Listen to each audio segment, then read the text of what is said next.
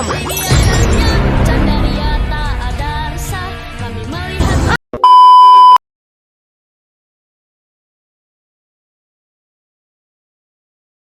Assalamualaikum teman-teman, selamat datang di channel YouTube Kivia. Hari ini aku akan menjelaskan beberapa metode akuntansi yang digunakan dalam pengelolaan persediaan di perusahaan. Kira-kira ada apa aja ya? Yuk disimak sampai akhir, let's go! Sebelum masuk ke materi metode penghitungan, aku akan menjelaskan apa itu persediaan. Persediaan merupakan salah satu aset penting dalam perusahaan, karena persediaan yang cukup akan memastikan kelancaran operasional perusahaan. Oleh karena itu, pengelolaan persediaan perlu dilakukan dengan baik dan dihitung dengan tepat guna meminimalkan kerugian dan memaksimalkan keuntungan. Berikut adalah beberapa metode yang digunakan dalam pengelolaan persediaan di perusahaan akuntansi. Metode yang pertama ada metode FIFO, yaitu first in, first out. Metode yang kedua adalah metode LIFO, yaitu last in, first out. Metode yang terakhir ada metode average cost. Pertama, aku akan menjelaskan metode FIFO atau metode first in, first out, di mana barang yang masuk pertama adalah barang yang keluar pertama. Metode ini mengutamakan penggunaan barang yang pertama kali masuk ke dalam gudang atau penyimpanan. Dalam metode ini, biaya persediaan dihitung berdasarkan biaya barang yang terdapat pada persediaan akhir. Nah, misalnya, kamu membeli persediaan barang dan masuk ke gudang pada hari Senin seharga $1. Lalu di hari Rabu, kamu membeli persediaan lagi seharga $2. Di hari Jumat, kamu membeli persediaan lagi seharga $3. Dan kamu akan menjual persediaanmu yang ada masing-masing seharga $5. Ternyata, ada seorang konsumen ingin membeli barang yang kamu jual. Karena kamu menerapkan metode FIFO dalam perusahaanmu, maka barang yang akan dijual adalah barang persediaan yang masuk pada hari Senin. Sedangkan barang yang tersisa di gudang, yaitu barang yang masuk pada hari Rabu dan Jumat, menjadi ending inventory atau persediaan akhir sebanyak $5. Hasil pertambahan dari barang Rabu dan Jumat yaitu 2 ditambah 3. Sedangkan barang yang sudah dijual menjadi COGS atau RPP, yaitu harga pokok penjualan sebanyak $1. Lanjut kita masuk ke contoh soal. Terdapat contoh laporan transaksi pada sebuah perusahaan, yaitu PTA melakukan transaksi pembelian dan penjualan pada tahun 2022 sebagai berikut. Pada tanggal 21 Januari terdapat persediaan awal dengan 20 unit dengan harga satuannya yaitu 9.000. Di tanggal 6 Maret terjadi pembelian dengan 30 unit dengan harga 10.000. Di tanggal 16 Juni terdapat penjualan dengan 20 unit dengan harga 15.000. Tanggal 2 Oktober terjadi penjualan 10 unit dengan harga satuannya 15.000. Dan pada tanggal 26 Desember terjadi pembelian sebanyak 40 unit seharga 11.000 per unit. Nah, kita akan menghitung jurnal dengan metode FIFO secara perpetual, yaitu pada tanggal 21 Januari terdapat persediaan awal dengan 20 unit dengan harga 9.000, jadi masuk persediaan dengan harga totalnya 20 dikali 9.000 yaitu 180.000. Nah, pada tanggal 6 Maret terjadi pembelian sebanyak 30 unit dengan harga 10.000, jadi 30 dikali 10.000 yaitu sama dengan 300.000 dan masuk ke persediaan gudang sebanyak 30. Jadi di gudang itu sekarang ada 50 unit karena 20 tambah 30. Nah, tapi unit totalnya 10.000. Nah, pada tanggal 16 Juni terjadi penjualan sebanyak 20 unit.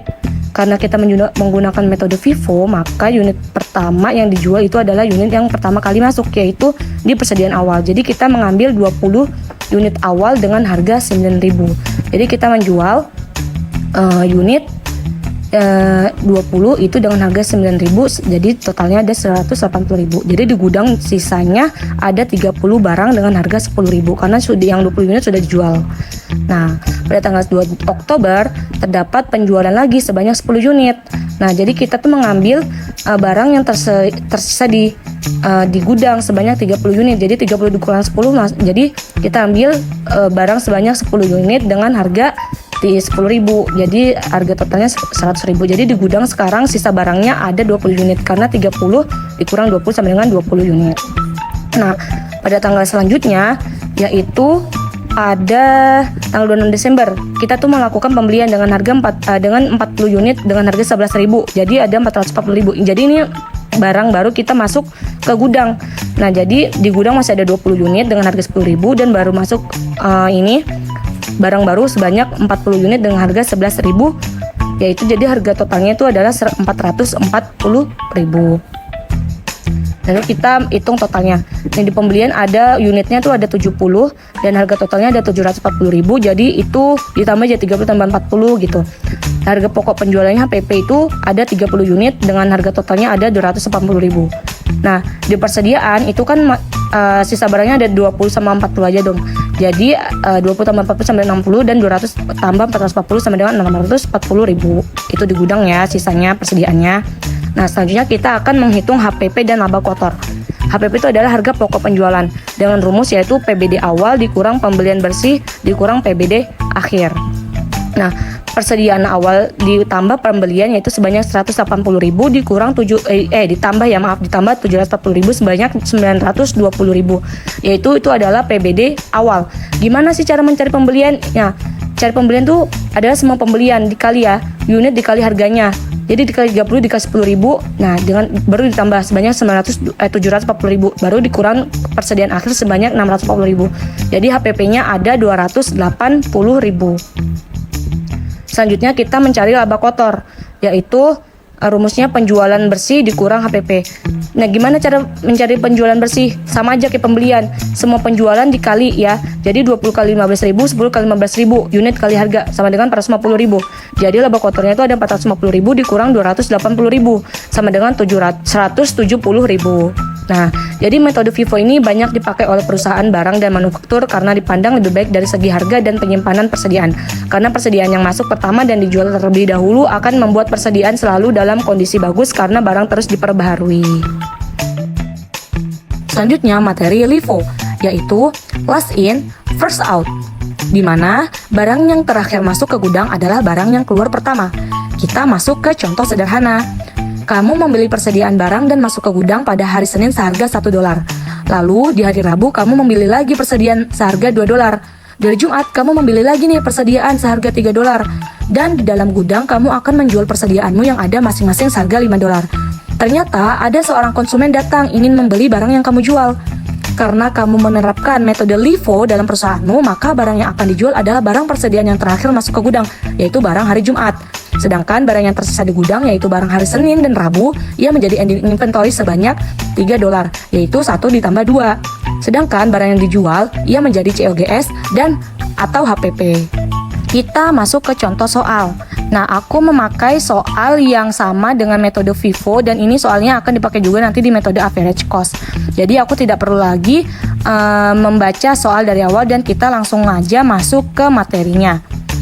Nah, yaitu kita akan menghitung jurnal dengan metode LIFO secara perpetual. Di mana pada tanggal 21 Januari kita memiliki persediaan awal dengan jumlah 20 unit dengan harga 9.000. Jadi 20 dikali 9.000 sama dengan 180.000 masuk ke persediaan atau di gudang. Nah, selanjutnya pada tanggal 6 Maret kita melakukan pembelian dengan harga dengan sebanyak 30 unit dengan harga 10.000. Jadi 30 dikali 10.000 sama dengan 300.000 dan itu masuk ke dalam gudang. Jadi di gudang kita memiliki persediaan sebanyak 50 unit dengan harga yang berbeda. Nah, pada tanggal 16 Juni kita ini melakukan penjualan sebanyak 20 unit. Karena kita menggunakan metode LIFO, maka kita menjual barang yang terakhir kali masuk ke gudang, yaitu pada tanggal 6 Maret sebanyak 20 barang dengan harga 10.000. Nah, jadi kita memiliki persediaan di gudang itu pada tanggal 6 Maret itu sisa 10 unit ya. Nah, jadi 20 unit tadi yang persediaan awal dengan harga 9.000. Lalu sisa yang 6 Maret tadi sisa 10 unit dengan harga 10.000. Nah, jadi 10 dikali 10.000 sama dengan 100.000. Selanjutnya pada tanggal 2 Oktober kita melakukan penjualan lagi sebanyak 10 unit. Kita make barang yang terakhir kali keluar juga, yaitu barang yang 10 unit tadi sisa di 6 Maret seharga 10.000. Jadi kita memakai yang itu.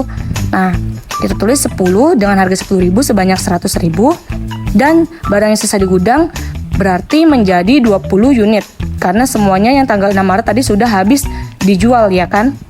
Nah, pada tanggal 26 Desember ternyata kita melakukan pembelian sebanyak 40 unit dengan harga 11.000. Nah, 40 unit ini kita masukkan ke dalam gudang. Jadi persediaan kita di gudang otomatis bertambah. Nah, bertambah 40.000. Nah, lalu kita menghitung total seluruhnya. di mana total pembelian itu terdapat 70 unit dengan harga total 740.000, harga pokok penjualan ada 30 unit dengan harga 300.000, dan di persediaan ada 60 unit dengan 20 tambah 40 dan 620.000, 180.000 ditambah 440.000. Nah, lalu kita menghitung nih HPP dan laba kotornya. Rumus HPP itu kan tadi PBD awal dikurang pembelian bersih dikurang PBD akhir, di mana pembelian persediaan awal sebanyak tadi 180.000 ditambah dengan pembelian. Rumus pembelian itu sudah aku jelasin ya tadi di metode FIFO, jadi kita langsung masukin aja sebanyak 740.000. Ini kita tambah ya, jadi 180.000 ditambah 740.000 sebanyak 920.000. Nah, lalu kita kurangi lagi dengan persediaan akhir sebanyak 620.000. Jadi kita memiliki HPP sebesar 300.000. Nah, selanjutnya kita akan menghitung laba kotor, yang mana rumus laba kotor itu tadi adalah penjualan bersih dikurang dengan HPP. Nah, rumusnya penjualan bersih ini sama aja ya, kayak yang aku jelasin, semua penjualan dikalikan unit dan harganya baru ditambahkan. Nah, jadi laba kotornya ada 450.000 dikurang 300 jadi 150.000. Nah, jadi metode LIFO ini tidak diperbolehkan oleh pemerintah dalam penghitungan pajak penghasilan. Hal ini karena metode LIFO dapat membuat jumlah penghasilan yang dilaporkan oleh perusahaan menjadi lebih rendah sehingga perusahaan membayar pajak yang lebih sedikit. Selain itu, dampak barang yang dagang yang dibeli di awal bisa jadi sudah sangat lama disimpan di gudang serta rawan rusak. Selanjutnya, aku akan menjelaskan metode average cost, di mana metode average cost ini pencatatan barang yang akan keluar berdasarkan harga rata-rata barangnya. Kita masuk ke contoh sederhana, di mana aku membeli barang di hari Senin seharga $1 dan itu masuk ke gudang. Di hari Rabu aku membeli barang lagi seharga $2. Nah, hari Jumat aku beli barang lagi harganya $3 dan ini semua barangnya masuk ke gudang. Nah, di barang gudang ini aku mau menjual seharga $5. Lalu tiba-tiba ada konsumen yang akan membeli barangnya. Karena aku menggunakan metode average cost, maka kita sembarang aja mau menjual barang yang mana, nggak perlu yang pertama masuk atau yang terakhir keluar. Jadi sembarang aja, bisa hari Senin, hari Rabu, maupun barang yang keluar hari Jumat. Misalnya kita akan menjual barangnya hari Rabu ini. Nah, kita jumlahkan nih seluruh harga barangnya dari hari Senin, Rabu, dan Jumat, kita tambahin 1 tambah 2 tambah 3 untuk mencari HPP atau COGS-nya. Nah, sebanyak 6 kita bagikan 3. 3 ini dari mana? Dari seluruh barangnya. Kan barangnya ada 3 biji. Jadi dapat $2. Nah, barang yang tersisa di gudang itu ending inventory-nya kita jumlahkan 2 ditambah 2, yaitu jumlah barang yang ada di gudang sebanyak 2 dan tadi HPP-nya itu 2 ditambah 2, jadi seluruhnya ada total $4. Jadi itu adalah ending inventory-nya. Kita masuk ke contoh soal average cost, di mana aku pakai soal dari yang sebelumnya di metode FIFO dan LIFO, karena jadi aku nggak usah baca lagi soalnya. Kita langsung masuk ke pengerjaannya.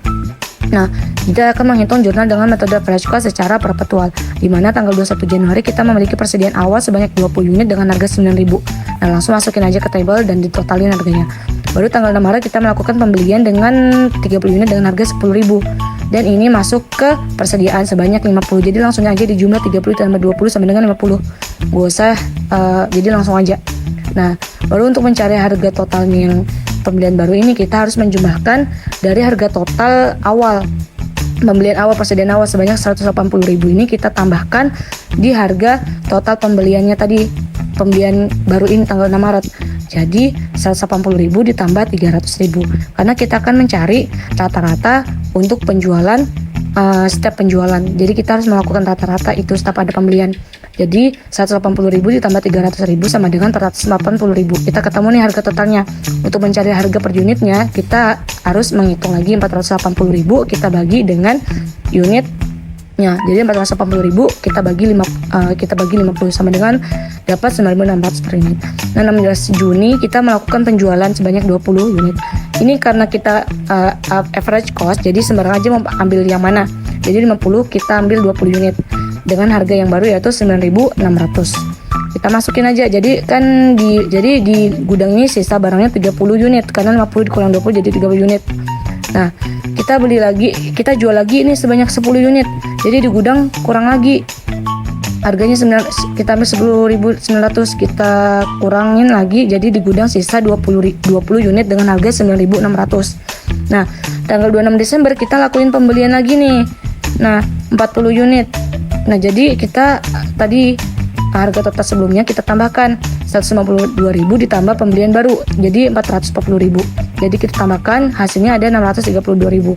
632.000 ini kita bagi 60, jadi kita dapat harga satuannya sebesar 10.530. Jadi total dari pembelian itu ada 70 dan harga total 740.000.